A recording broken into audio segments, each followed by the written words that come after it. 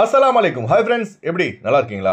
Kuwait முழுவதும் தற்போது பார்த்தீங்கன்னா அதிரடியான செக்கிங் நடைபெற்று வருகிறது. குவைத்தில் உள்ள மங்காஃப் பகுதியில் கட்டிட தீ விபத்தில் இதுவரை பார்த்தீங்கன்னா 49 பேர் பலியாகி உள்ளார்கள். இதில் 40க்கும் மேற்பட்டவர்கள் இந்தியர்கள். 56 பேருக்கு அதான், Mubarak Kabeer, Farwaniya, Jabal Ahmad, Jahra மருத்துவமனையில் சிகிச்சை அளிக்கப்பட்டு வருகிறது.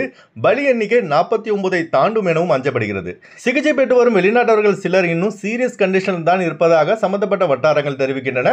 அதுபோல இந்திய தூதரகம் முழு வீச்சில் இந்தியர்களை காப்பாற்றும் முயற்சியில் தீவிரமாக இறங்கியுள்ளது. அதுபோல இந்தியன் எம்பசியின் ஹெல்ப்லைன் நம்பரும் வழங்கப்பட்டுள்ளது. 009655655052446. அதுபோல அயலக தமிழர் நலத்துறையின் ஹெல்ப்லைன் நம்பரும் வழங்கப்பட்டுள்ளது.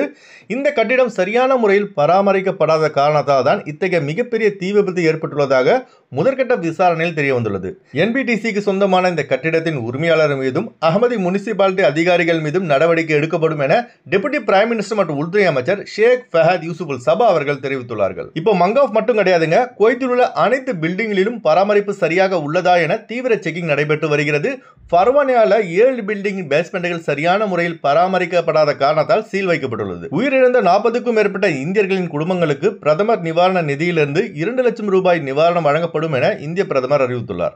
இந்த சம்பவம் தொடர்பாக சொல்ல வார்த்தைகளே இல்லைங்க. நைட்டு தூங்கும் போது மரணித்தவர்கள் யாராவது நினைச்சு பார்த்துருப்பாங்களா காலையில் நாம உயிரோடு இருக்க மாட்டோம்னு? விடியற் காலையில் 4 மணிக்கு இந்த தீ விபத்து ஏற்பட்டதால் பல பேர் பார்த்தீங்கன்னா தூக்கத்திலே மூச்சு திணறி இருந்திருக்காங்க. இன்னா லில்லாஹி வ இன்னா இலைஹி ராஜிஊன். குவைத்தில் உள்ள நம்ம ஆளுங்க சேஃபான பில்டிங்காக பார்த்து இருங்க. சீப்பான ரேட்டில் வாடகை இருக்குன்னு சேஃப்டியே இல்லாத பில்டிங்கில் இருக்காதீங்க.